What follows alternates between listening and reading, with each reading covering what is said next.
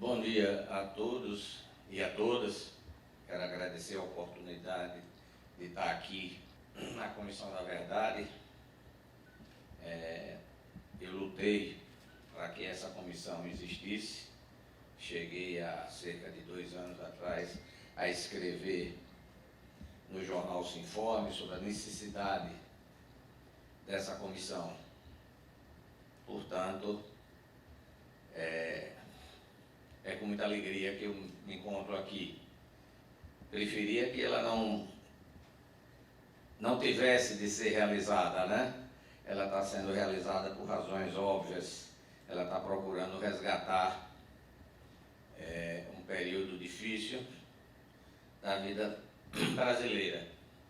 Eu não tinha não faço nenhuma ideia, até porque nos meus 69 anos, a gente não tem, já a memória já vai falhando, eu não tinha nenhuma ideia de como iria me comportar aqui, de que forma eu iria falar. Eu vou tentar fazer isso a partir de 1963, 62. Se eu estiver conduzindo errado, que os senhores me digam, me ajudem, porque a minha ideia aqui é poder contribuir, é poder ajudar. Então eu começaria contando que em 1962, no colégio Tobias Barreto, em companhia de diversos alunos, Anderson Nascimento, Antônio Bittencourt, o pai, que era funcionário da Leste brasileira e era dirigente da SUOF, da Sociedade União Operário Ferroviário, mais um outro ferroviário que eu não recordo o nome. Nós começávamos a discutir política no Colégio Tobias Barreto e nos envolvemos na campanha. Aos 15 anos eu participei ativamente da campanha de Godofredo Diniz, candidato a prefeito de Aracaju, em companhia de Jaime Araújo, depois deputado, Viana de Assis, jovem deputado pelo PR, Narciso Machado, e seu Godofredo tinha sido prefeito na década de 30 em Aracaju e voltou a Sergipe e começou a fazer uma campanha de uma certa forma diferente do que se fazia naquela época. Ele começou a fazer uma campanha de aperto de mão. Aracaju era uma cidade pequena, as pessoas ficavam nas suas portas e seu Godofredo, com uma Kombi dirigida, me lembro hoje até pelo motorista, por Mago, ele começou pela periferia, as pessoas naquela época não havia televisão, ficavam nas suas portas conversando e nesse horário o seu Godofredo vinha para a campanha do aperto de mão. O seu Godofredo era um homem já entrado nos 60, uma figura muito simpática, muito agradável, que terminou ganhando a eleição juntamente com Seixas Dória, que se elegeu governador do estado. E nós tínhamos nesse momento um país em plena democracia. Eu tenho a impressão que nunca se editou tanto como em 62, 63 no Brasil. Luiz Antônio Barreto, que já faleceu, dizia que naquela época a coisa mais difícil era encontrar alguém ou um jovem que não tivesse com um livro debaixo do braço. As discussões eram permanentes. O governo de Seixas Dória estava trazendo o método Paulo Freire. Eu mesmo, muito jovem, fiz concurso para ser monitor do método Paulo Freire, que não chegou a ser instalado porque veio o regime militar, veio o golpe militar e cancelou o projeto de alfabetização que tinha à frente o secretário de Educação, Luiz Rabelo Leite, que teve um papel muito importante, um papel muito progressista, inclusive instalando em Sergipe o Movimento de Cultura Popular, o MCP, onde em algum momento ele chegou a trazer um diretor de muita projeção nacional, chamado Wilson Moore. Wilson Moore, Moore em francês, M-A-U-X, de Campina Grande, que naquele momento dirigiu para o CPC, o Centro Popular de Cultura da UE, onde nós chegamos a encenar a derradeira ceia de Luiz Marinho, sob a direção de Wilson Moore. Lembro que eu, impunemente, fiz Lampião, Chico Varela fez o Turco e Zelita Correia fez Maria Bonita. Vocês imaginem que coisa espetacular eram nós três fazendo. Mas, enfim, foi uma peça de muito sucesso, uma peça muito bonita, além dos enquetes, e eu era secundarista, Chico já era universitário. Em 63, nós corremos todo o estado de Sergipe com as peças, com o CPC. E o CPC vai ser, eu acho que eu estou cortando muito, mas depois vocês vão ouvir Chico, e Chico vai conseguir preencher diversas lacunas do que eu estou dizendo, porque eu estou trabalhando, como eu disse a vocês, com a memória dos meus 69 anos de idade. E o CPC de Sergipe vai ser o núcleo, que a partir de 1966, quando a UE foi extinta, quando o CPC foi extinto, que o professor João Costa toma uma posição e faz com que o Teatro de Cultura Artística, ligado à SCAS, a Sociedade de Cultura Artística, tenha um papel preponderante em Sergipe e venha montar a peça, o Recital Sem Opus, que em julho de 1967, nós conseguimos a premiação de primeira, como melhor peça, melhor direção e melhor ator com Antônio Vieira nos palcos da Paraíba. Essa mesma peça... Orlando Vieira, eu disse o quê? Antônio, desculpe. Com Orlando Vieira, que foi considerado o melhor ator na Paraíba e João Pessoa em julho de 1967. Eu, inclusive, tenho a foto que nós fizemos lá e posso passar para os senhores, se for do interesse, como de outro material que a gente possa ter. Falar em passar material, eu até vou aproveitar aqui para fazer um apelo. Há uns 5 anos, o Luiz Antônio Barreto me mandou um pesquisador que eu não consigo recordar, e levou uma pasta minha para me devolver com os pagamentos que eu tinha feito a meu advogado na Bahia, carta que meu pai fez ao general Humberto Melo, a cópia, que o velho era organizado e tirava a cópia, informando do meu julgamento, enfim, pedindo a sua contribuição, cuja correspondência de meu pai, Humberto Melo, nunca respondeu, e essa pessoa, que eu não recordo, aqui vai o apelo, ficou com a minha parte e nunca me devolveu esse material. Então eu pediria que aproveite esse apelo, esse momento, para fazer até apelo para que esse material me volte às minhas mãos, porque é uma coisa que só tem utilidade para mim e para as minhas recordações, que já são tênues, né? Então, essa peça, Recital Sem Opus, nesse momento, em 1967, ela é apresentada no festival regional, no Festival do Nordeste. E em janeiro de 1968, já na turbulência de 68, porque logo em seguida nós vamos ter o assassinato de Edson Luiz no calabouço, onde o ambiente nacional está muito turvo, está muito complicado. Essa peça vai disputar no Rio de Janeiro o Festival Nacional. E quando nós estávamos para receber a mesma premiação, o embaixador Pascoal Carlos Magno, que era uma figura extraordinária, um lutador pelo teatro brasileiro, ele mudou a regra do jogo e tirou, para não...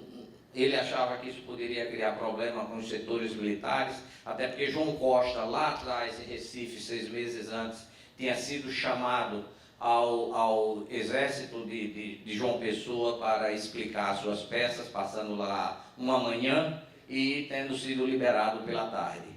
Então, o embaixador Pascoal Carlos Magno muda a premiação e passa a premiar as 5 ou 6 ou 10 melhores peças, mas enfim, ele acabou com o primeiro lugar. E, como tudo nesse país que acontecia naquele momento, em janeiro de 1968, este foi o último Festival Nacional de Teatro promovido pelo embaixador Pascoal Carlos Magno. Nunca mais nós tivemos, e esse festival ele tinha um papel preponderante, até porque Pascoal teve uma participação muito grande na vida cultural. Eu tenho a impressão que, mas isso é outro assunto, eu tenho a impressão que Pascoal Carlos Magno foi o maior agitador cultural do Brasil no século passado.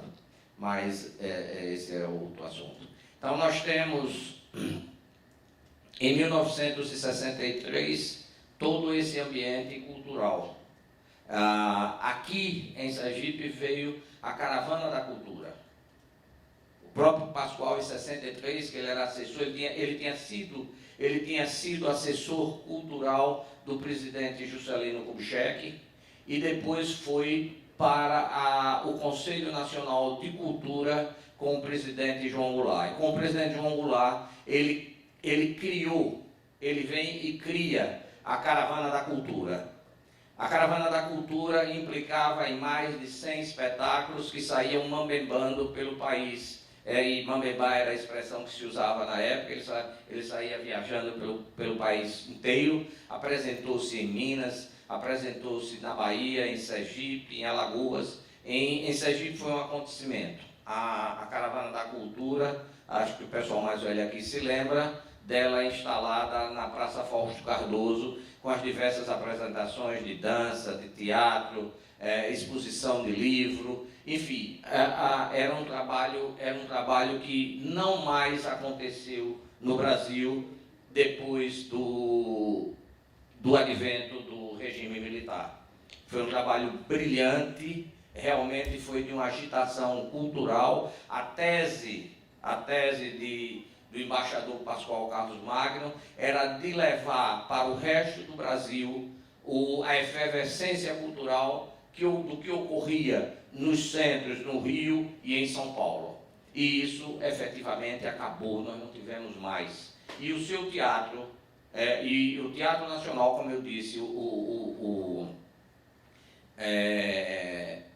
em 1968, não houve mais. A partir de 1968 não houve mais, os acontecimentos se precipitaram e terminou o ano de 68 com a edição do adicional número 5. Então aí foi o fim da cultura, né, no país, e isso todos nós sabemos com muita segurança, com muita certeza. Com o advento em março de 1964, já havia o prenúncio do golpe militar, houve uma greve secundarista dos estudantes secundaristas de Sergipe. E isso provocou uma agitação muito grande nos meios estudantis, nos meios culturais. Houve uma divisão de forças entre esquerda e direita na cidade, e essa greve foi comandada por todos nós, por mim, o Wellington, Abelardo, Mário Jorge, o próprio Anderson Nascimento. Nós tivemos uma participação muito grande e logo em seguida nós fomos cobrados por isso, porque veio o golpe no dia 1º de abril e a partir daí as prisões aconteceram. Não sei precisar o dia, mas sei que em abril eu fui detido, fui preso Quando cheguei no 28, aliás, uma passagem interessante, eu fui detido pelo sargento Leonardo Machado. Passou da minha casa, era 6 horas da noite. O Leonardo já faleceu e eu nunca esqueci desse fato. Ele olhou para mim e disse: você não vai fugir não, né? Eu disse: não, vou fugir para onde? Eu não tenho para onde fugir. Ele disse: então eu lhe pego amanhã, às 6 horas da manhã. Você dorme em casa e eu lhe pego amanhã às 6 horas da manhã. Não é fato que a gente não esquece, né? E de fato, 6 horas da manhã, Leonardo passou no Fusquinha, mas eu não fui, e ainda assim não fui no Fusca com ele. Eu fui com o Zé Augusto Gama, meu irmão mais velho, que me levou ao 28, e pela tarde eu me lembro que o seu João Nunes, preso de paletó no 28, de cueca, com chapéu, ele olhou e deu um esporro no sargento, chamou e disse: olha, isso é um absurdo, esse rapaz é menor e tal. E a partir daí, acho que eles perceberam que eu era menor, que eu tinha 17 anos, e logo em seguida me liberaram. Tanto que a ficha que está no Arquivo Nacional, que eu tenho aqui, ele diz que eu fui liberado porque eu era menor e era sobrinho do primeiro bispo de Aracaju, que não tinha nada com a história, e em função disso, por ser sobrinho do primeiro bispo, teria sido liberado. Então, esse período aí é que começa o grande período difícil da vida de todos nós. Eu fui para São Paulo e a minha família achou conveniente que eu não deveria ficar aqui, mas eu resolvi voltar e em 1966 fizemos vestibular. Em dezembro de 65, não? Fizemos vestibular para a turma de 66. E aí começa a nossa Via Crucis. E eu tenho uma passagem muito interessante sobre isso. A faculdade de Direito, que funcionava aqui na Rua da Frente, tinha exigência do atestado de bons antecedentes fornecido pela Secretaria de Segurança Pública. E a Secretaria de Segurança Pública não havia jeito, o tempo estava correndo, o tempo trabalhava contra nós. A Secretaria de Segurança não havia jeito de fornecer esse documento. Na ingenuidade, meu pai, João Gama da Silva, se lembrou e comentou, disse: não, eu vou conversar com Cazuza. Cazuza era o general Graciliano Nascimento, que era o secretário de Segurança Pública. Cazuza era um homem muito feio. Ele falava como se tivesse muito dente na boca, ou se estivesse comendo. Era uma coisa esquisita a conversa do general Cazuza. E o general, aliás, eu já escrevi sobre isso. E o general Cazuza, então, disse a meu pai: olha, Gama, eu não posso liberar, mas você vai ao 28, e se o 28 liberado é uma correspondência, eu dou o atestado ao menino. E nós fomos, papai marcou, e fomos bem recebidos. O comandante do 28 era o coronel Técio Veras, que era como meu pai cearense, e conversaram sobre o Ceará, e ele mandou chamar um tenente Amintas, eu não sei o sobrenome, não me lembro. O sei é que pouco depois o tenente Amintas trouxe um documento que o coronel assinou. Eu quis tirar a fotocópia, mas meu pai não deixou, era complicado fotocópia naquela época, se só tirava nos cartórios, né? Chamava-se cópia fotostática, não tinha a facilidade que se tem hoje para tirar cópia. Então, com medo de que isso fosse divulgado, mas o documento dizia mais ou menos o seguinte: dirigido, reservado numa máquina, numa letra bonita, grande, dizendo que, apesar de ter sido iniciado em inquérito policial militar por essa guarnição, no ano de 1964, o senhor João Augusto Gama da Silva foi considerado pelo encarregado do mesmo inocente. Não vemos por que negar o atestado, não vemos motivo para essa secretaria negar o atestado de bons antecedentes. E nós voltamos, no dia seguinte eu voltei com o documento, entreguei ao general. O general já fechou a cara, ficou aborrecido e mandou dizer que iria providenciar o documento, que eu voltasse no dia seguinte. E eu voltei no dia seguinte, no outro, e não o resumo da história, que não conseguiu o atestado. E o impasse voltou e o tempo estava contra nós. Então, nós só tínhamos um caminho: conversar com a faculdade de Direito. E o diretor da faculdade era o Dr. Gonçalo Hollenberg Leite, de família tradicional, um homem conservador, um homem decente. E na sua congregação nós tínhamos o professor Osmar Ora Fontes, que era tio de Mário Jorge, uma figura extraordinária, até me parece que em algum momento da vida dele ele militou no PC, lá na Mocidade, né? Dr. Valdemar Fortuna de Castro, e diversos outros professores. E eu já falei, Osmar. Eu falei. E Dr. Bonifácio Fortes, Dr. Silvério, professor Silvério Leite Fontes, e essas pessoas conversando com o Dr. Gonçalo apenas modificou e passou a exigir um documento fornecido por qualquer autoridade federal ou estadual. E foi desta maneira, com a mudança, aí veja a diferença de comportamento. Pessoas conservadoras, mas que sabiam do seu papel, do papel da Faculdade de Direito de Sergipe, eles não tiveram dúvida em mudar a documentação exigida para o vestibular de 1966, de fevereiro de 1966, enfrentando até a raiva das forças da repressão. E foi dessa maneira que a minha geração, a minha turma, eu, o Wellington, Benedito Figueiredo, Mário Jorge, Abelardo, Silvio Santana, filho, eu tenho até aqui a relação dos aprovados, o Wellington da Mota Paixão, o Wellington Mangueira. Foi dessa forma que nós conseguimos fazer o vestibular e entrar na Faculdade de Direito. Nesse período, em 67, o Wellington se elege presidente do Centro Acadêmico Clodomir Silva Romero, da Faculdade de Direito. A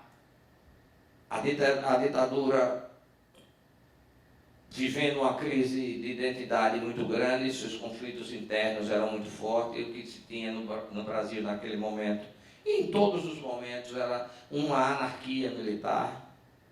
Então se esperava o recrudescimento, e as forças nacionais que faziam oposição, ou mortas ou exiladas.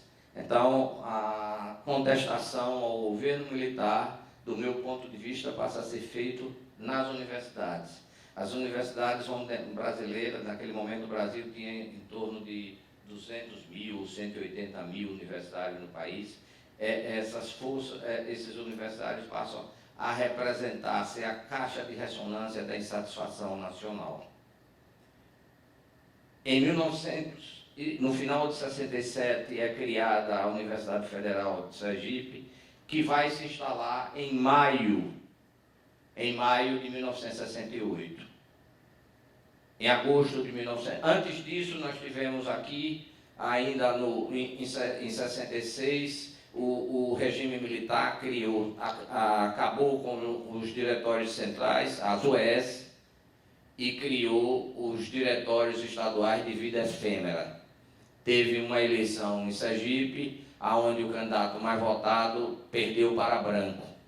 Nós não podíamos participar, não conseguimos inscrever um candidato e fizemos a campanha pelo voto em branco, pela anulação, e depois nós nomeamos uma comissão para examinar, da qual fazia parte o deputado Jaime Araújo, fazia parte do Dr. Bonifácio Fortes Neto, e mais um outro professor, e essa comissão concluiu que realmente branco foi o ganhador, portanto não havia vencedor nessa eleição. Mas ainda assim, na Faculdade de Economia, a repressão, a polícia, comandada pelo general Graciliano Nascimento, ele faz uma reunião e dá uma posse, mas esse diretório logo se extingue. Em 1968, então, já no início, com a criação da universidade, o Dr. João Cardoso resolve, de comum acordo, que seria oportuna a criação do DCE da Universidade Federal. Nesse momento, por influência de Wellington e Jackson, nós preparamos uma campanha e eu fui candidato a presidente do Diretório Central dos Estudantes, em agosto de 1968. Nós ganhamos essa eleição. O candidato também era de uma facção política ligada contra o movimento militar, que era João Bosco Hollenberg Cortes, da Escola de Serviço Social, mas nós ganhamos a eleição. Então, logo em seguida, nós começamos, aí vem um papel que é uma coisa que a mim pessoalmente me traz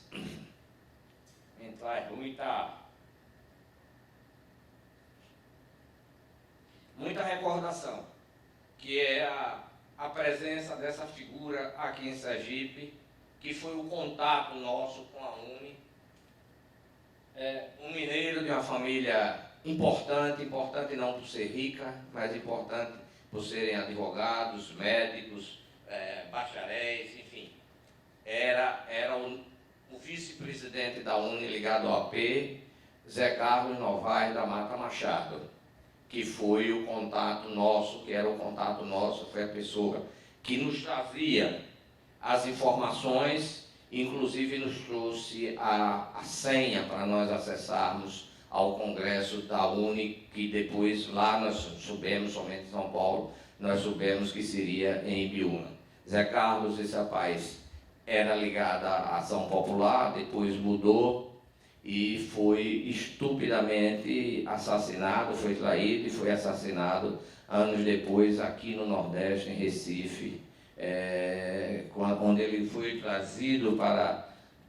ele foi denunciado, ele saiu do Nordeste e foi para São Paulo para ir para o exterior.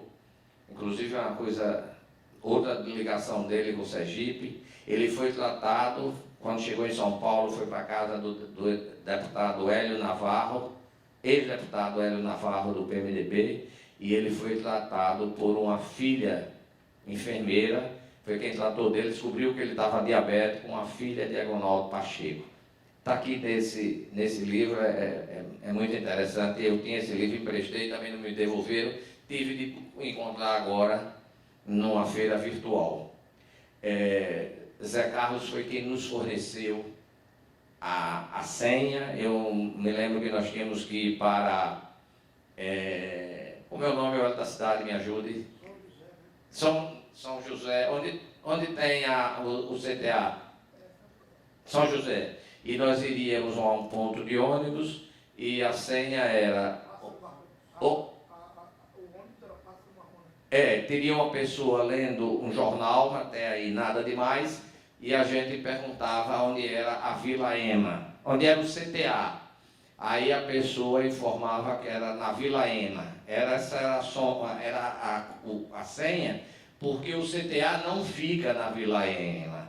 Se a pessoa desse o endereço correto, não era o ponto. Eu não sei nem onde fica o CTA. Eu sei que na minha cabeça ficou gravado isso. Olha, vocês têm que saber que o CTA não fica na Vila Ema. Se lhe derem o endereço certo, não é a pessoa do contato. Então, feito o contato, nós fomos para Ibiúna. Em Ibiúna, o resto todos nós sabemos, no dia 12 de outubro, no feriado, né, o Congresso de Ibiúna cai e nós somos remetidos para São Paulo, onde lá permanecemos em torno de 10 a 12 dias. Né? Depois nós viemos para Sergipe, retornamos a Sergipe, sempre com as ameaças de ser ouvido e de ser importunado pelos órgãos da repressão.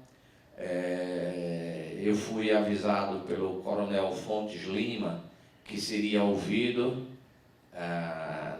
novamente na Polícia Federal, o Coronel Fontes Lima.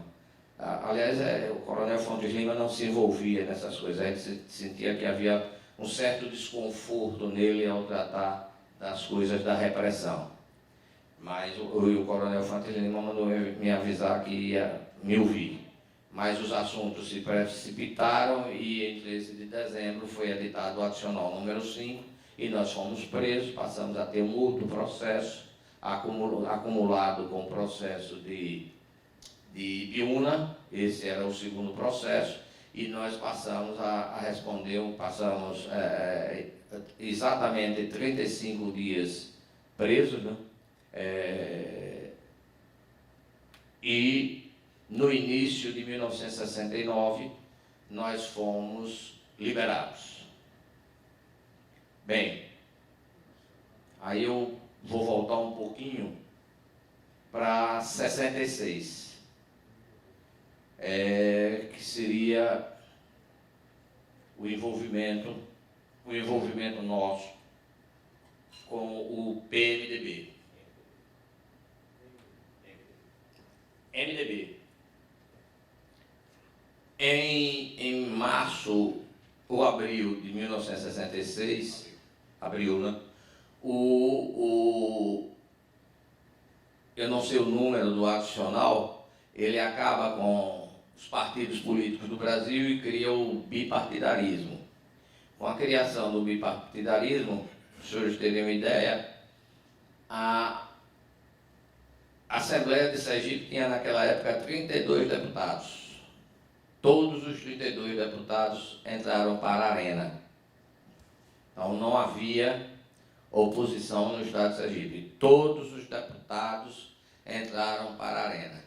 O mesmo não ocorreu na bancada federal, que Zé Carlos Teixeira comandou e levou para a oposição 2 deputados que eram suplentes. Levou o Walter Batista, tem havido uma série de falecimentos, desastre de avião e tal, muito suplente, terminou assumindo, e assumiram Walter Batista e assumiu também Ariosto Amado, quando o deputado federal Armando Hollenberg, ainda com João Goulart, foi designado ministro do STJ.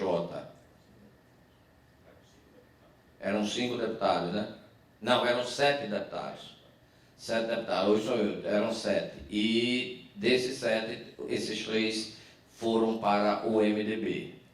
Naquele momento ainda havia, quando da criação do MDB, nós fomos consultados, todos nós fomos procurados, mas havia uma indefinição por parte do Partido Comunista Brasileiro com relação à participação no processo eleitoral. O Partido Comunista ainda discutia se iria participar ou se haveria o voto em branco. E essa discussão tomou conta da sociedade brasileira durante um bom período naquele momento. Mais adiante, antes do processo eleitoral, antes da eleição, o Partido Comunista se define pela participação no processo eleitoral e pelo apoio ao PMDB. Mas as comunicações com o partido eram difíceis, né? Não se tinha quando se perdia o contato, o jornal não chegava, era um complicador muito grande se cumprir, era difícil se cumprir as determinações do Partido Comunista, porque sempre alguém caía, era preso, era torturado e daí a pouco se perdia o contato. Mas o partido definiu e nós resolvemos montar o PMDB, o MDB com Zé Carlos Teixeira. E nós levamos Zé Carlos para a Faculdade de Direito, levamos Jaime Araújo, que seria candidato, e na Faculdade de Direito nós tivemos diversas aulas para participação no processo eleitoral, impugnação de voto, enfim, o quadro do MDB que foi montado para participar das eleições no interior foi montado na Faculdade de Direito. O único não estudante de Direito que participou digamos assim, desse cursinho foi Chico Varela, que era estudante de Química e que foi fazer a apuração em Moita Bonito. Lembro-me que nós fomos, eu fui para Ribeirópolis, Chico foi para Moita, mas não... Você foi para onde? Peão. Os quadros do PMDB, o PMDB não tinha quadro, não tinha gente. Foi montado dentro do quarto ano, né, do terceiro ou quarto ano da Faculdade de Direito. No primeiro ano, né, na Faculdade de Direito. Tanto que nós tivemos aula de petição, que peticionar, como impugnar o voto, como proceder, como recorrer se o juiz não concordasse com a impugnação. Tudo isso foi feito e foram aulas brilhantes que serviram para todos nós ao longo das nossas vidas, né? E assim foi feito o MDB, que conseguiu naquele momento, eu me lembro quando o Chico voltou, quando nós fomos pegá-lo de tarde, no dia da eleição lá em Moita Bonita, eles não me deram nem um copo d'água aqui, estou aqui morrendo de fome. Está o medo do MDB, que se dizia que eram os comunistas que estavam voltando, e essa eleição foi um massacre.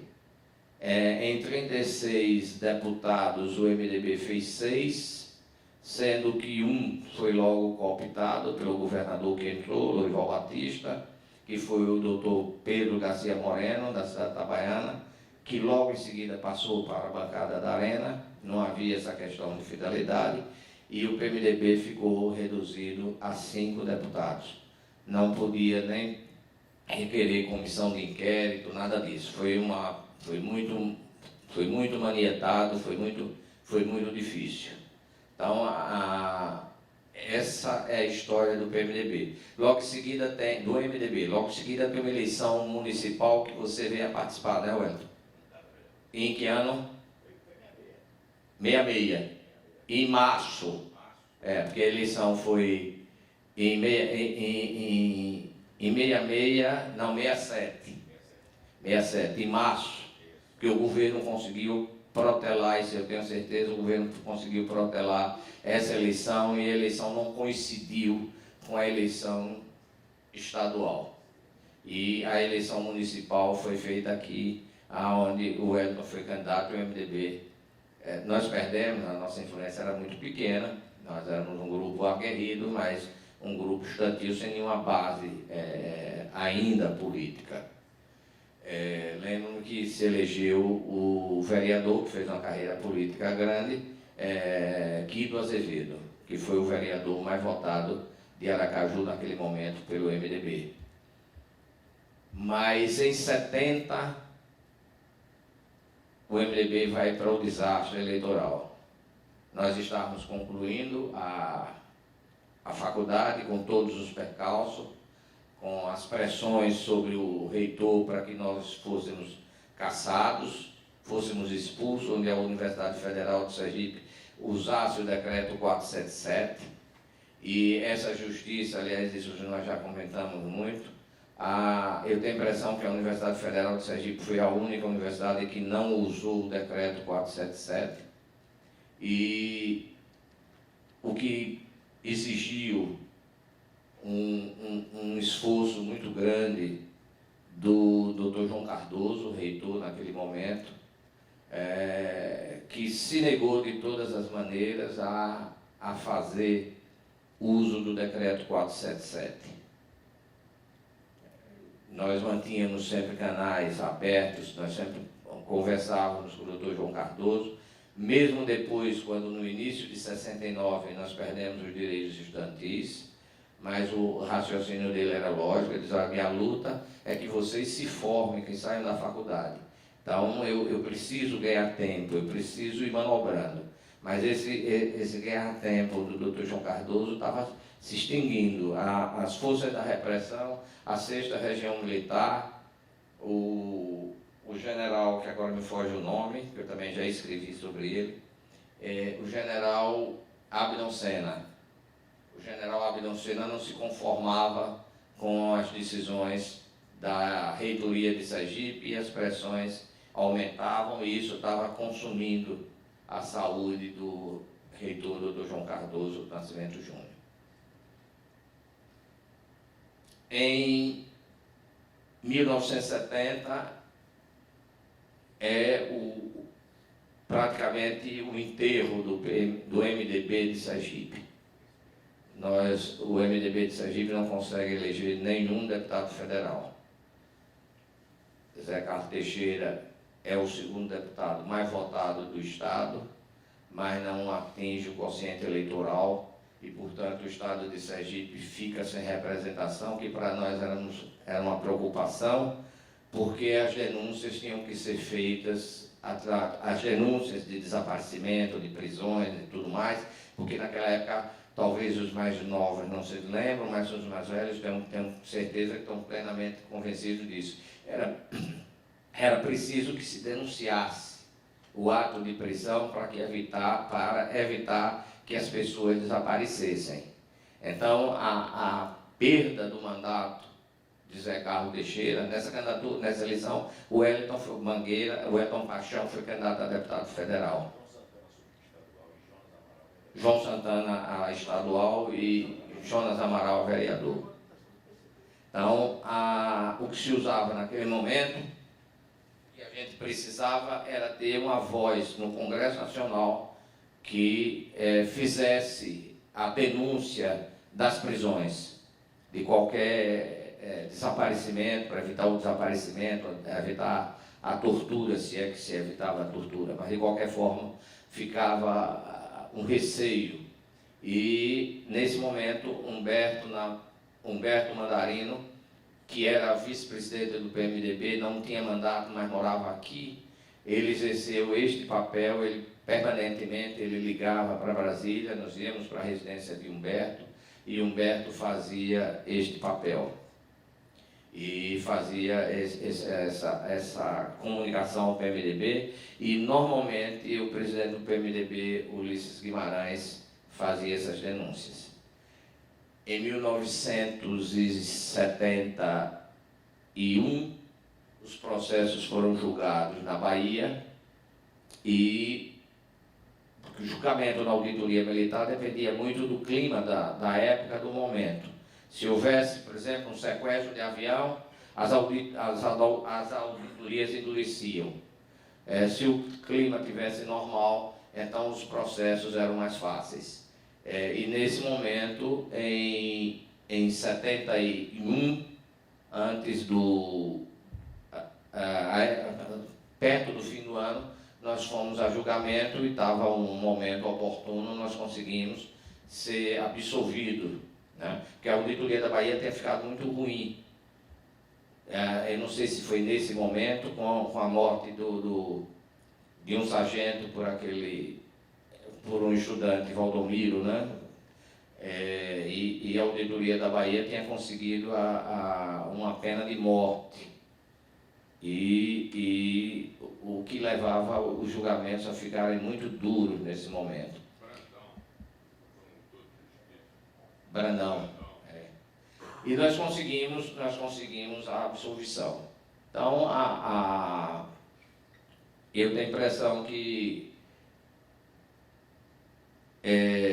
esse é o momento em que cada um de nós vai ter de fazer uma inflexão. E eu, preocupado, tinha conversado com o Wellington sobre a questão da luta armada, de que nós precisávamos ter uma definição, que nós não tínhamos condições nenhuma de enfrentarmos o aparelho de repressão no Brasil.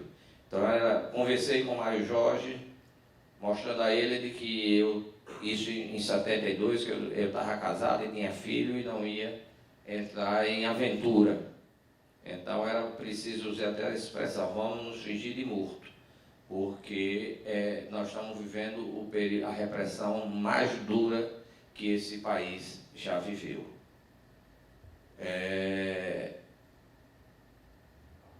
Desses momentos de prisão, dessas prisões e dessa minha vivência no regime militar, eu devo dizer que nunca fui torturado, uma outra grosseria, ou uma piada, mas nada que, naquele momento, nada difamante, nada que, além da humilhação normal de se estar preso num regime de exceção, eu não posso atribuir aos meus algozes aquilo que não me ocorreu, em momento nenhum, fora a tortura mental, em momento nenhum eu sofri um constrangimento físico, um tapa, uma violência. Não posso dar esse testemunho do que não me ocorreu. Portanto, deixo aqui o restante, foge já porque, do regime militar. Enfim, seria mais ou menos isso que eu teria a dizer, a comentar. Peço desculpas pelas omissões, pelas falhas, até pela emoção que eu tive ao me lembrar de Zé Carlos Novaes, da Mata Machado, e me coloco à disposição. Eu acho que seria mais ou menos isso que eu poderia dizer à Comissão da Verdade e aos meus companheiros aqui presentes.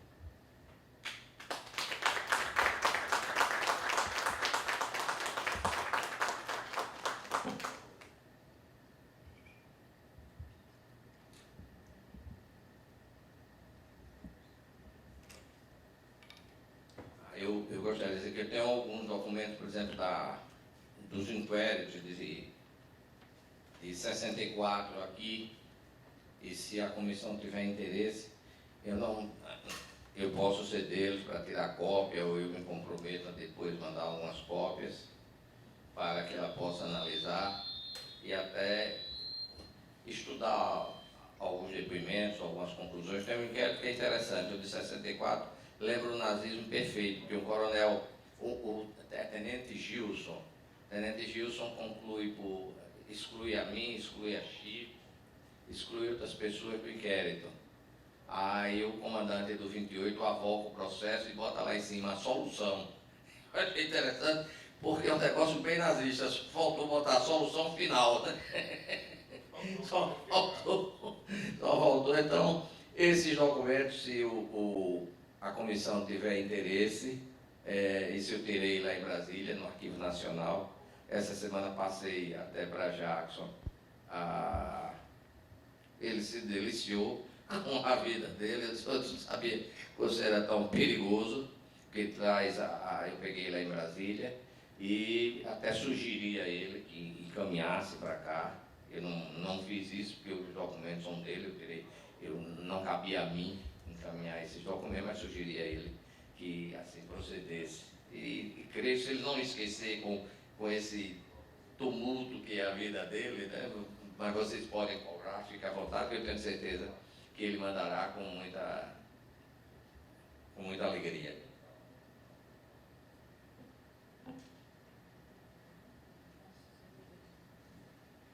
Tenho. Doutor Gama, desculpa. Bom revê-lo.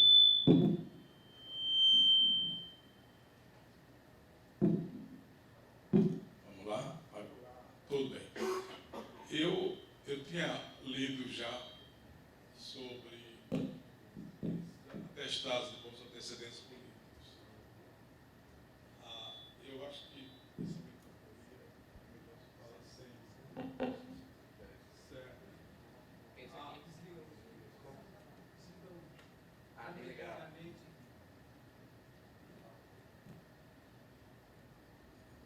Alô? Fica melhor. Então, eu tinha lido sobre isso, sobre a exigência dos atestados de bons antecedentes para fazer o vestibular. E foi bacana que o senhor tenha falado sobre isso. Essa exigência partiu de quem? Da SSP, essa regra foi criada por quem?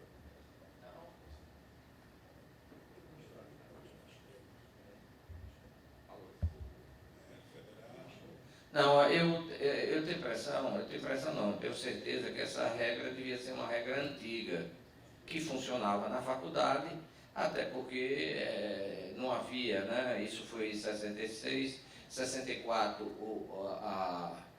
isso foi em 65, 64, quando ele deu a palavra. Os vestibulares já tinham acontecido, né? Então, depois de 64, esse é que é o primeiro vestibular, né? Já no regime militar, é o vestibular que inicia no final de 65 para 66. Então, essa exigência devia ser uma exigência antiga. Eu não tenho informação de que o governo federal tenha mudado as exigências, até porque, se mudasse, dificilmente a Faculdade de Direito poderia mexer nisso. A faculdade ainda não estava federalizada em 66, ela foi federalizada por esses dias, um pouco antes da criação da universidade. Mas, tanto que o aviso do edital dos aprovados no vestibular é apenas Faculdade de Direito de Sergipe. Não, em 67 é que ela é federalizada. Antes, eu não sei. O fato é que essa exigência era uma exigência que havia na Faculdade de Direito. Era a norma era essa. Agora, a razão da norma, eu não saberia dizer. Pois não, o Chico aí parece ter alguma informação, vamos ver se ele esclarece. É o seguinte, o atestado de com antecedência não era só pedido na universidade. Eu me formo em 68, final de 68, e eu fiquei quase 2 anos desempregado porque eu não tinha esse atestado de bons antecedentes. Eu passava nas empresas, tipo, eu passei, né, na Petrobras, na ESSO, na Shell, na Gillette, nessas empresas todas eu fui aprovado e na hora de ser admitido era pedido um atestado de bom antecedente que nós não tínhamos, né? E finalmente, 1 ano e meio e tal depois, eu fiz concurso para a IBM e a IBM, por ser uma empresa americana, está se lixando para a ideologia, me admitiu sem esse atestado. Fiquei 1 ano e meio rodando, passando, sem ser chamado, porque na hora H despediu esse atestado. Esse atestado era pedido só na universidade. Era uma forma de se manter a pressão, né? O atestado, na verdade, era um atestado ideológico, era um atestado nazista, porque a polícia não pode dar bons atestados a ninguém, né? O atestado era uma pressão ideológica, era uma forma do regime manter as pessoas subservientes. Mas o senhor falou também que a congregação... Alô? Deixa para lá. Bom, teria modificado essa exigência. Dava para fazer isso então? Como é que é? Tá certo. Olha, por alguma razão, como eu disse, havia um espírito liberal na Faculdade de Direito. A faculdade, o diretor era o Dr. Gonçalo Weinberg Leite, como eu disse, uma pessoa, um conservador de família tradicional, mas um liberal. E os demais, as pessoas influentes na Faculdade de Direito, na congregação, também tinham essa formação, que era o professor Valdemar Fortuna de Castro, que foi nosso professor, professor Bonifácio Fortes, professor Silvério Fontes, e diversos outros professores, Belmiro da Silveira Góes, que pese ser um conservador, proprietário rural, mas era um liberal.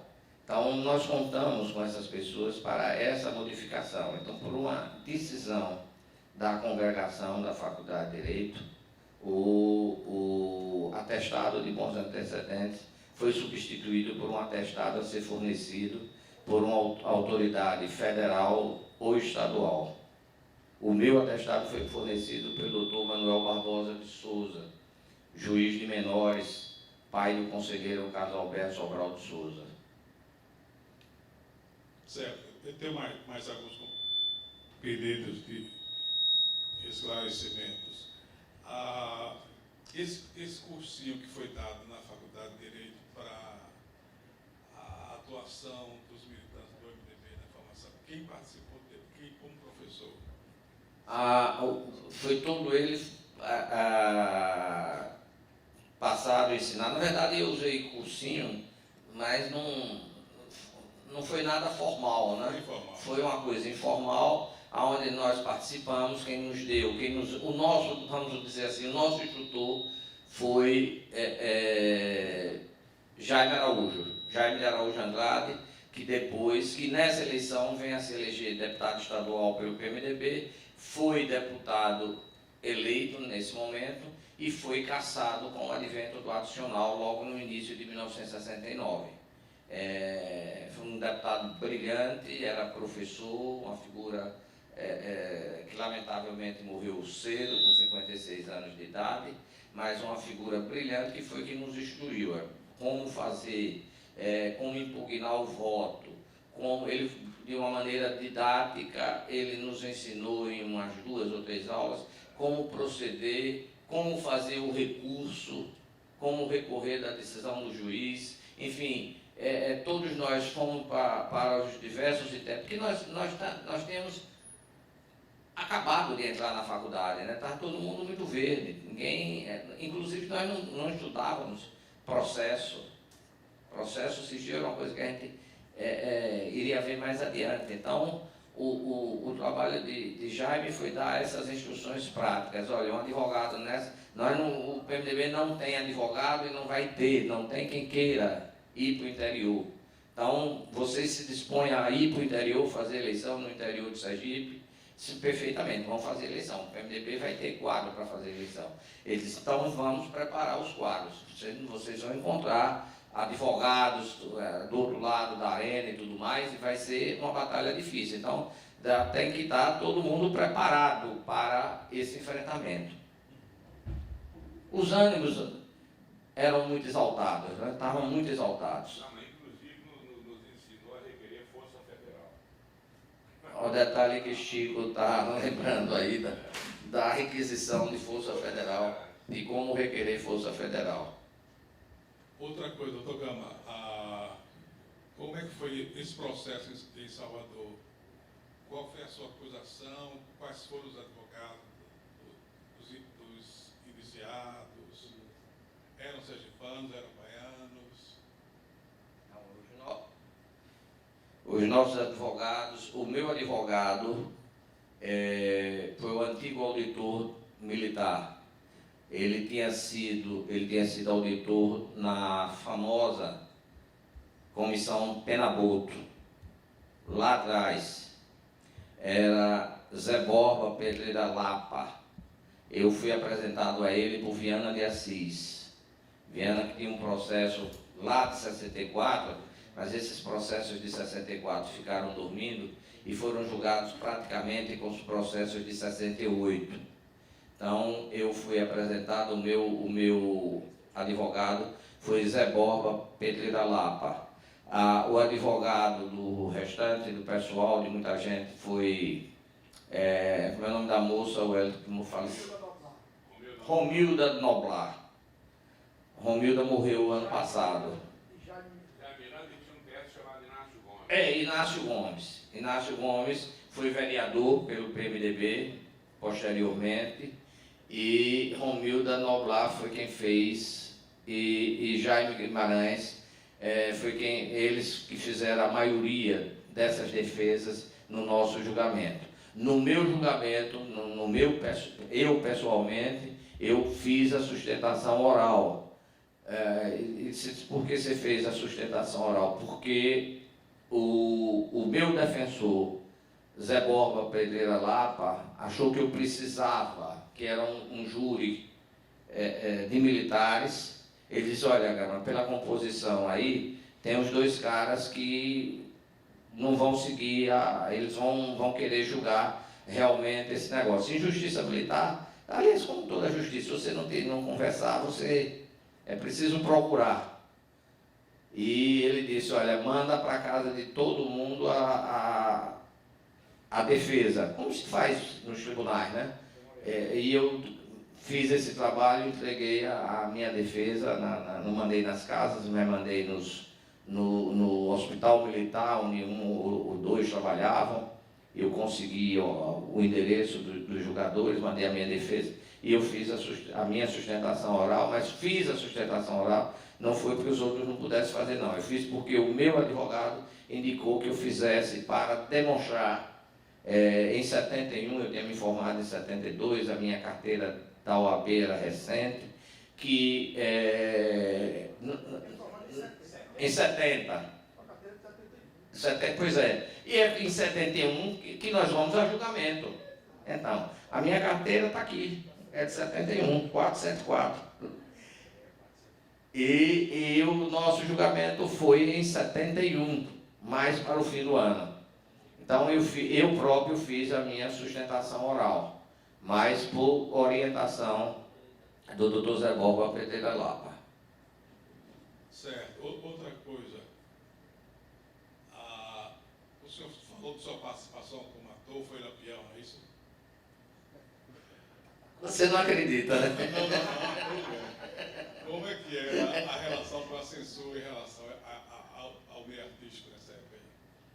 O senhor tem problema? Não, veja, a gente vinha lá de 62, 63, com as apresentações do CPC, do Centro Popular de Cultura, né? Nesse momento nós estávamos vivendo o governo de João Goulart. Como eu disse, eu nunca vi, nem depois disso, nem depois da abertura, um momento de tanta efervescência cultural como no governo de João Goulart. Então, não havia censura de forma nenhuma. A partir de 64, isso fica fechado. O CPC desaparece e, para a gente continuar fazendo teatro, nós passamos a trabalhar com o professor João Costa. O professor João Costa tem um papel muito importante na história do teatro de Sergipe. Inclusive, quando nós estávamos fazendo o recital Sem Óbitos, João Costa tinha outras peças bastante interessantes. Ele tinha uma peça que nós julgamos, inclusive na época, com João Costa e Chico Varela, nós achamos que não era oportuno. Era uma peça chamada 3 de 10 de 1900 e tanto. 3 de 10 é a data eleitoral, né? E era uma peça que era uma crítica muito forte à compra, à venda de votos, ao processo eleitoral.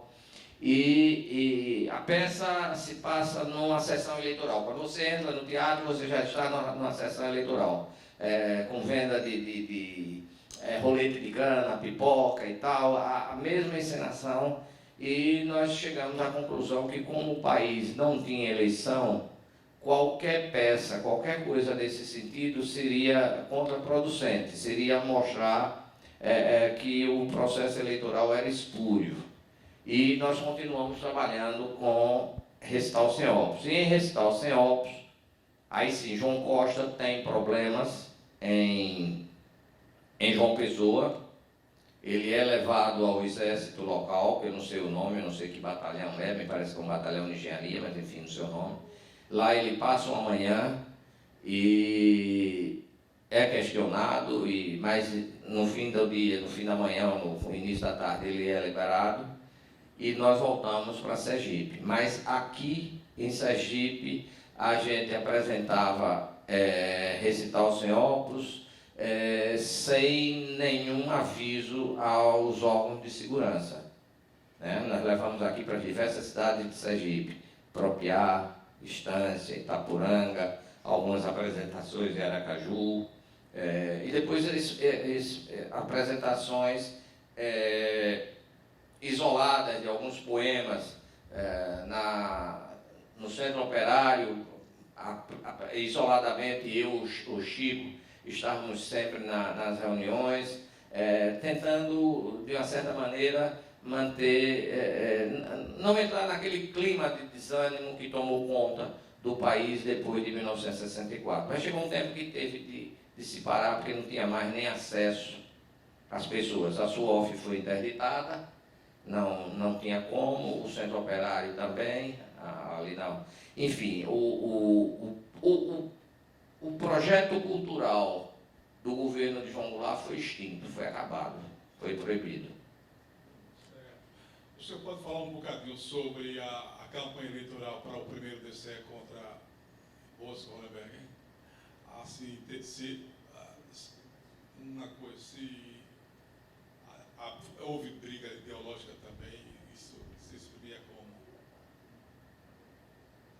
as assembleias, os debates, era o seu grupo que estava próximo do PCB e o grupo do Bosco Hollenberg que estava próximo da AP nesse caso. Isso. O processo ideológico era de uma divergência grande, mas com respeito, não chegamos a ter nenhum desentendimento, até porque nós também estávamos muito bem posicionados, nós tivemos acho que 70% dos votos, então não tinha porque, seria desgastante.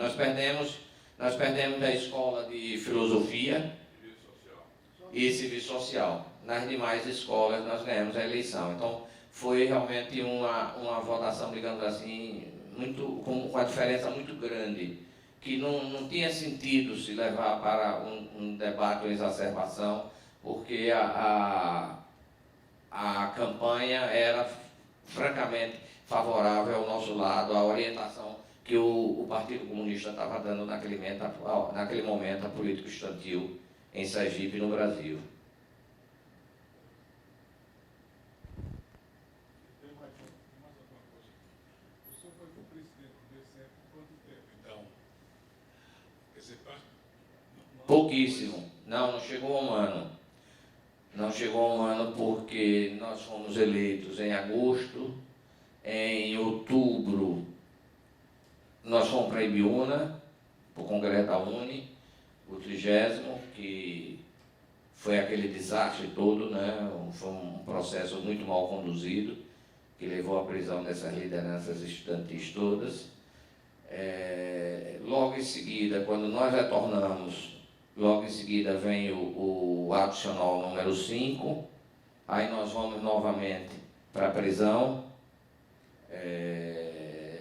No início de 69 nós somos liberados, nós somos soltos, e em fevereiro de 69, acho que fevereiro ou março, mas creio que em fevereiro, mas isso é fácil, eu tenho a documentação, nós tivemos os direitos políticos estudantis cassados. Então aí termina, obviamente, o nosso mandato, né?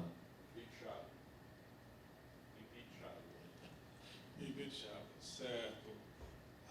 O senhor falou da reunião com o reitor, com Cardoso.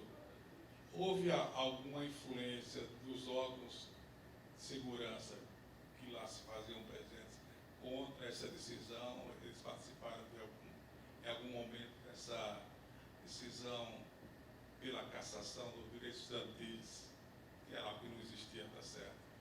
Suponho. Alguma pressão dos órgãos de segurança de informação lá dentro da reitoria? É possível. O que nós sabemos é que havia uma pressão muito grande da 6ª Região Militar, principalmente do general Agson Senna, que não entendia como a Universidade Federal de Sergipe não exercia, não usava o decreto 477.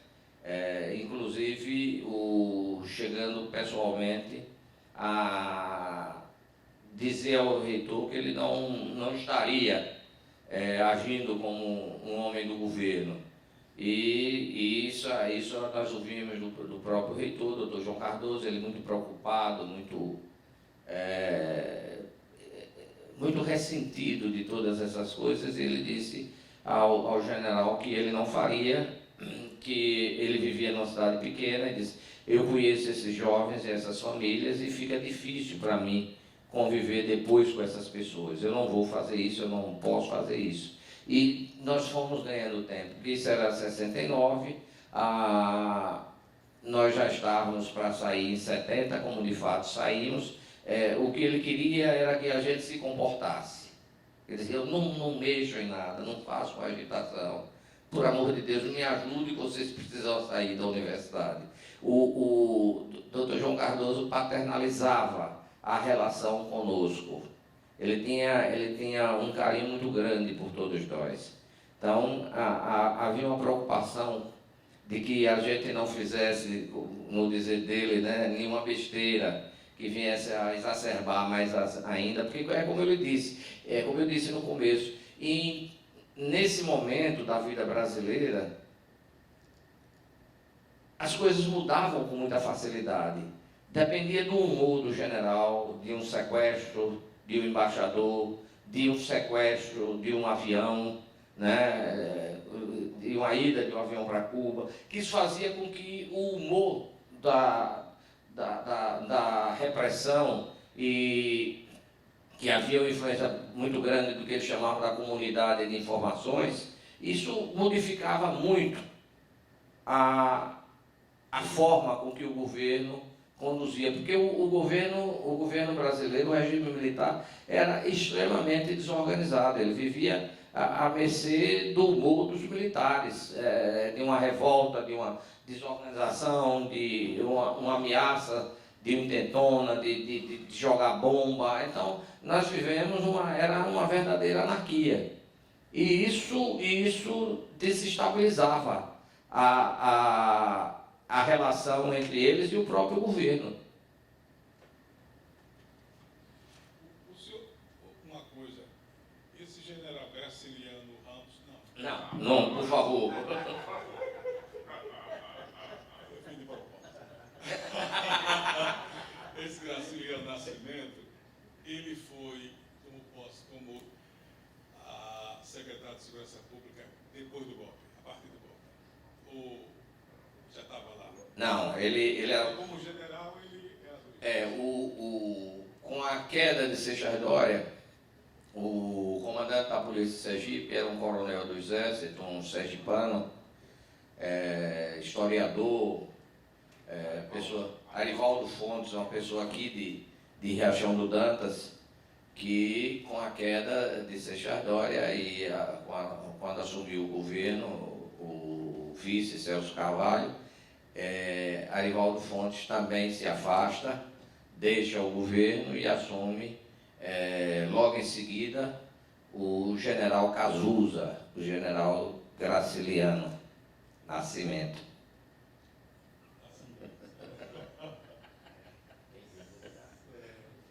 O senhor pode dizer ainda, né, a composição do DCE, então, do seu DCE, os membros que faziam parte? Vou tentar. O que eu faltar, eu peço ali ao Wellington e a Chico que me ajudem. Mas nós tínhamos, eu era o presidente, Benedito Figueiredo, o vice-presidente, José Dias Polito, de Química, um dos vice-presidentes, Didi Macedo, de Filosofia, outra vice-presidente, tesoureiro, eu já falei, tesoureiro Benedito Figueiredo. Era vice? Não era vice? Não, era tesoureiro. Lembra mais, Chico? O Wellington? Não, Netinho foi da chapa de bolso. Não, Afonso, me perdoe, mas fico lhe devendo essa informação e vou ver. Tudo bem. E escuta uma coisa, eu não tenho Não, que... eu era representante da base universitária junto ao conselho, fui eleito ali no Rio. Sim. É um representante da base. Não, mas isso antes do DCE, né? Não, foi na eleição. Ah, na eleição. Eu fui eleito representante da base estudantil junto ao conselho universitário. Era. Sim, porque antes antes da criação do DCE, nós fomos representantes no Conselho Universitário. Agora, eu fui eleito com você no DCE com você. Certo. E o outro era o Poço, Colebé. Eram dois. Eu fui um e o Poço foi outro.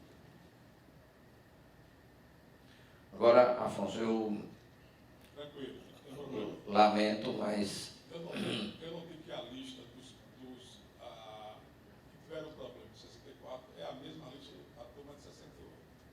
Ou seja, parece que é um grupo unido em termos de militância política. É isso mesmo? é mais ou menos algumas pessoas com algumas defecções, ou que se mudaram, não é? Mas é mais ou menos a mesma base, é a mesma base ideológica. O Elton ali, eu vou pedir ele que me ajude aqui nessa composição do DCE de 1968, Elton. Você presidente, Didi Macedo vice, né? Isso, Paulito, outro vice, Outro vice, Benedito, tesoureiro. tesoureiro, né? Deixa eu ver mais. Benedito Figueiredo era o tesoureiro. De economia. E de economia nós não tínhamos, porque Vieira era da Polop, ficou com, né, não compôs da nossa chapa, medicina. E uma fonte fazia parte da cultura, né? Não me lembro. Não. Tenho que procurar isso. A Janete Sapquerê, De medicina. medicina, É. e Laurinha, E Laurinha. fazia parte de alguma coisa. Certo. Conselho, eu não me lembro detalhadamente não, mas é isso. Fundamentalmente era você, Didi e Benedito Figueiredo. Doutor Gama, outra coisa. Eu li que a delegação sergipana nesse congresso de Biúna foi uma das maiores, com mais de 60 pessoas. Não. Eu não vou citar a minha fonte, mas foi o que eu li, tá certo? Não. Porque a limitação era de um eleito por escola, né? Era um delegado. Era o presidente do diretório, mas um delegado. Então, foram quantos ao todo? Não, só tinha um voto, só tinha um que não era eleito, que era o presidente do diretório, fui eu. Os demais foram eleitos da base. Eu não sei quantos cursos já havia naquele momento. Foram dois. Eu, como presidente do centro acadêmico, desculpe, Francisco para ter razão. Presidente do diretório, mas um Mas um delegado. delegado, Benedito foi como delegado e eu como presidente do centro. É. Você como presidente do CCE. É verdade. Eu acho que nós éramos 12 ou 13, né? Em Biúna. 6 escolas vezes 2, 12, mas você 13. 13. A delegação foi completa, foi fechada. E foram financiados por quem? Se financiaram? Olha, nós fizemos pedágio, nós procuramos pessoas, a contribuição individual mais forte, que realmente, efetivamente, viabilizou, foi a de Dr. Joaquim Sabino Ribeiro Chaves, da Fábrica Confiança. Mas tivemos uma ajuda de Dom Távora, o arcebispo. Tivemos uma ajuda também boa de Humberto Mandarino. Humberto é com U, viu? É italiano, não tem o H não. E é Humberto Napoleone Mandarino. E de Jaime Araújo. Individualmente foram essas as pessoas que mais contribuíram, sendo que o maior contribuinte foi Joaquim Sabino Ribeiro Chaves. Eu estou contente, obrigado pelos esclarecimentos. Alguém? Bom dia. Eu queria pedir para o senhor falar um pouco mais sobre essas dinâmicas na prisão. Os diferentes momentos em que o senhor foi preso, como é que se estabelecia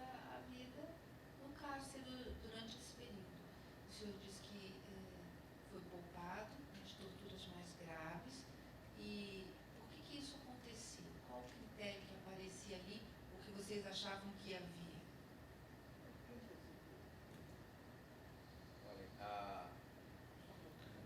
Com relação a ser poupado, nesse momento, nessas prisões que eu tive, um dia em 64, foi muito rápido, eu era menor. Depois, em 70, que daí eles foram me prender, era exatamente no dia da eleição, né? Quando eu cheguei em casa, eu tinha passado o dia na casa de um amigo, de Marcos Melo, que é o professor aposentado, estava com Benedito Figueiredo, que ele não se lembra disso, Ariosvaldo Figueiredo e Marcos Melo. Nós passamos o dia ouvindo música e bebendo cerveja, né? E quando cheguei em casa, minha mãe me disse: a Polícia Federal esteve aqui. Aí eu eu ia me casar em dezembro, logo em seguida. Então, eu disse: eu não vou dar as caras assim, eu não sei o que é que está se passando, né? Aí fui na casa de Gilson Cajueiro de Holanda, que era, nesse momento, secretário da Fazenda do Estado de Sergipe, naquele mandato tampão de João Garcês. Aí Gilson se dispôs e disse: não, eu vou na Polícia Federal. Eu disse: não, você não vai na Polícia Federal. Você é secretário de Estado, você não vai se expor dessa maneira. Vai conversar com Jaime para saber o que é que a gente faz. Jaime já era casado. E isso era um sábado, na véspera da eleição. Ele foi à casa de Jaime e Jaime disse: não, Gil, você fica aí, Gama tem razão, eu vou saber o que se passa. Mas ele chegou na Polícia Federal, a Polícia Federal informou que não, ele pode aparecer. Quer dizer, o que na verdade eles estavam fazendo era um processo de atemorização, e que depois a gente viu nos livros que ocorreu isso realmente. Eles estavam atemorizando o que eles achavam que era liderança para a participação na eleição no dia seguinte. O que eles queriam era intimidar essas lideranças para que não surgisse. Então, mas em 68, quando eu falo que que eu não fui vítima de violência, essa violência de pancada e tudo mais, porque nós estávamos, e digo isso porque não foi só comigo não, fomos com todos, porque nós estávamos juntos, né? Nós estávamos aqui em Sergipe, em São Paulo nós fomos presos no presídio Tiradentes, e ficamos até junto da bancada de São Paulo, né? Que era por ordem da Uni. Nós ficamos. Foi nesse momento que a partir desse momento que a gente criou mais afinidade com Zé Disseu. Foi nesse momento lá no presídio Tiradentes, que hoje não existe mais, na Avenida Tiradentes, ali em São Paulo. E logo em seguida nós fomos ao DOPS, fomos tirados da prisão para o DOPS, mas para prestar depoimento. Logo depois nós voltamos, e uns 6 ou 7 dias depois, quando os diversos estados tiraram as suas delegações, eu nunca me esqueci que perto de mim tinha uma delegação do Rio de Janeiro, e quando chegou a polícia do Rio, aos berros na cadeia, com expressões de baixo calão, um delegado que era conhecido, esses da repressão de Carlos Lacerda, daquele tempo, ali da polícia do DOPS da Guanabara, ele olhou pela janela e aos berros disse: puteiros, levantem que daqui para o Rio tem muito chão.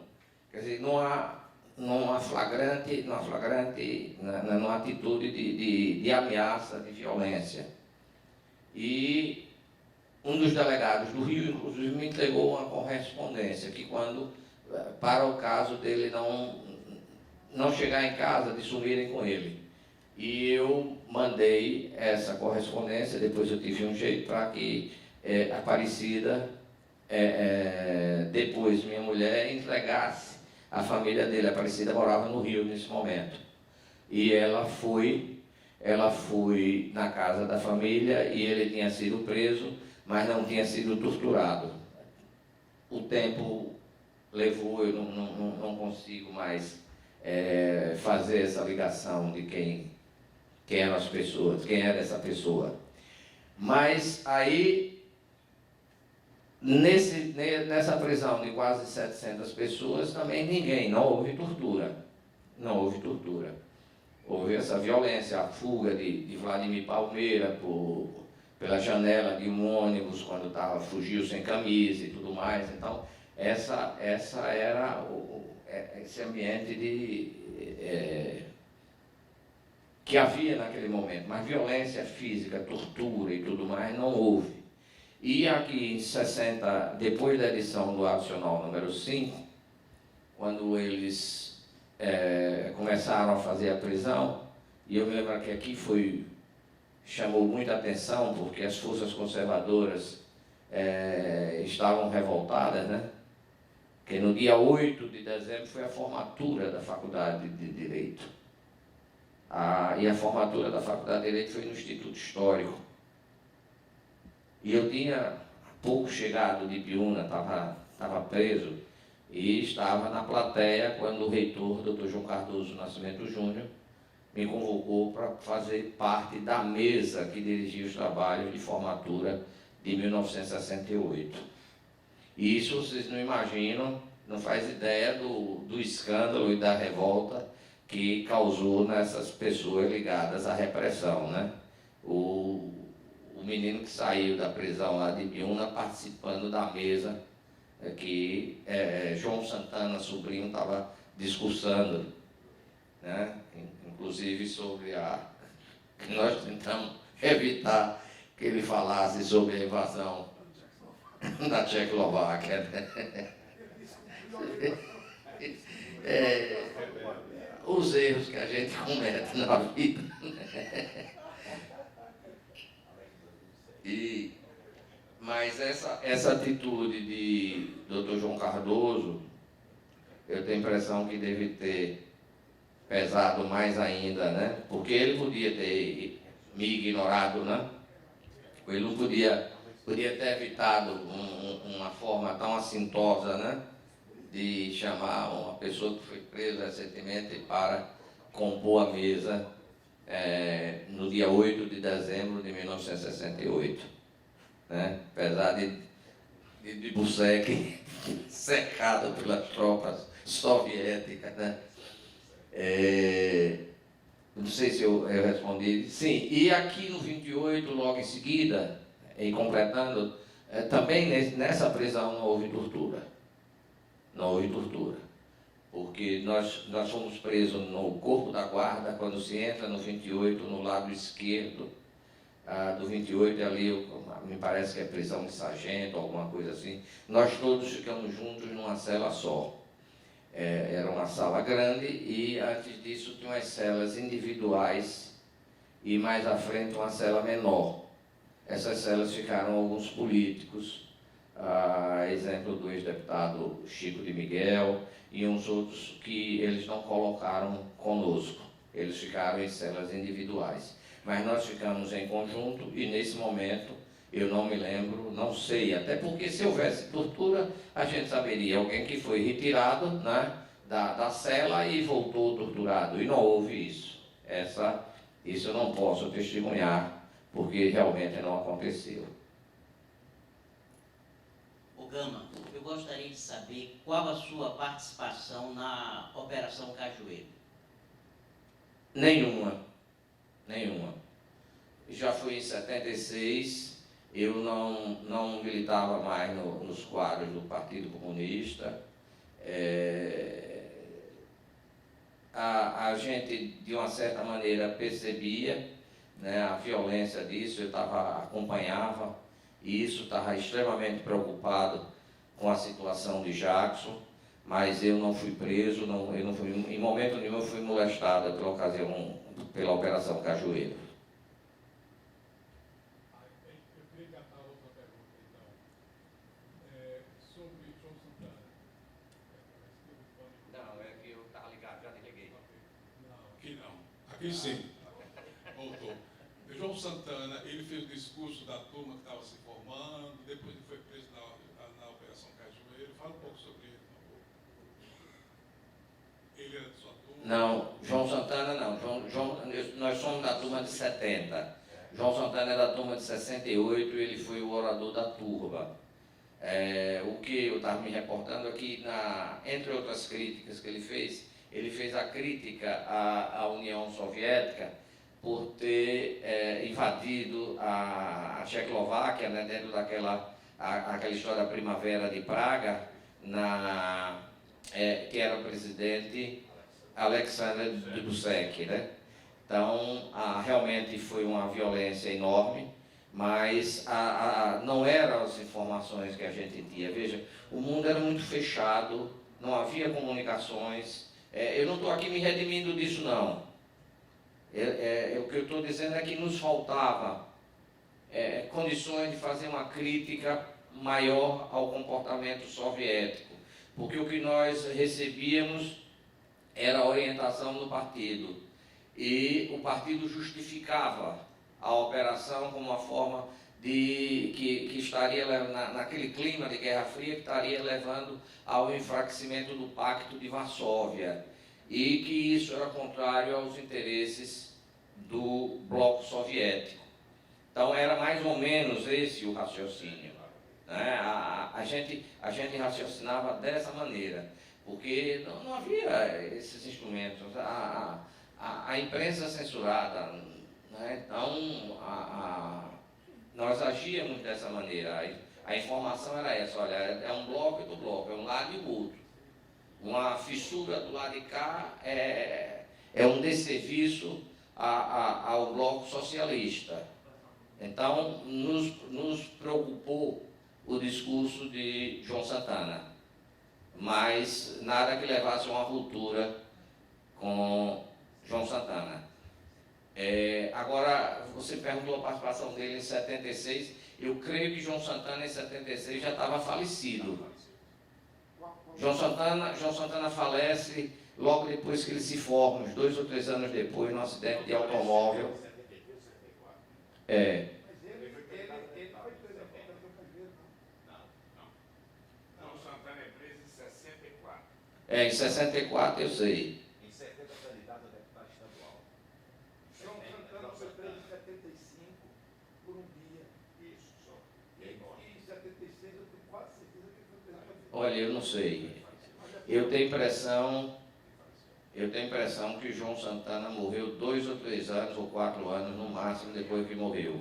Ou depois que se formou. Em 75, com aquela da lá no Rio de Janeiro, mesmo aqui, careca, eu, João Santana. Né? Mas foi não vi um dia, porque não tinha nossos nomes, tinha maiores coisas, mas careca foi preso também. Eu lastimo. Eu tenho a impressão que a informação, tenho certeza que a informação de Wellington é mais correta do que a minha. João Santana, mas logo em seguida ele também não sobreviveu a isso, não. João Santana morreu muito jovem, muito novo. Eu acho que faz a lista dos relacionados para serem julgados pela Operação Caju. Mas eu estou dizendo, ele foi preso, foi preso, certeza absoluta. Tanto que depois ele ainda foi para a Federação de Segurança, quando saiu, ficou caricato de futebol, também. Mas foi tranquilo, porque ele já deu a Manuel Cardoso Barreto. Você teria como verificar isso, né? Passar para... Viu?